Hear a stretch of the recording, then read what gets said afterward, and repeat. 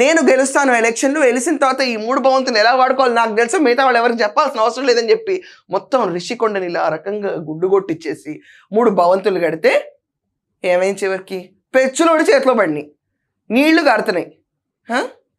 ఏంటన్నయ్య, కనీసం మనం కట్టుకునే భవంతుల్లోనే క్వాలిటీ ఉండదా? నాణ్యత టెస్ట్లు ఏం జరగవు వీటికి. మళ్ళీ వీటికి బోటి ఈసుంటి అనకూడదు కానీ పైన సీలింగ్లు ఊడి పడిపోయే బొచ్చు ప్యాలెస్లన్నింటికి మళ్ళీ 300 కోట్లు 400 కోట్ల. ఈ ప్యాలెస్లో నువ్వు ఉండి బంగారు టబ్బులో స్నానం చేస్తుంది ఏంటి సౌకర్యం? ఎప్పుడు పెచ్చుడు నెత్తి మీద పడద్దో ఎవరికి తెలియదు. ఇది కాదా వాస్తవం? నిజం చెప్పండి. ధైర్యంగా ఒక కప్ కాఫీ తాగలుగుతారా వర్షాకాలంలో? ధైర్యంగా ఒక్కసారి స్నానం చేయగలుగుతారా? పడుకోగలుగుతాడా అసలు? ఇలా ఉంటాయి మన పనులన్నీ.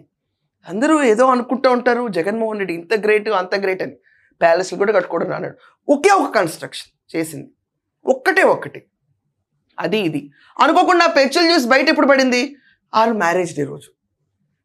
ఏమో ప్రకృతి కోఆపరేట్ చేయట్లేదు. ఏం చేస్తుందంటే ప్రకృతి కూడా బీభత్సాలు సృష్టించినప్పుడు పెచ్చులు కూడా కింద పడుతున్నాయి, లీక్ అయిపోతుంది.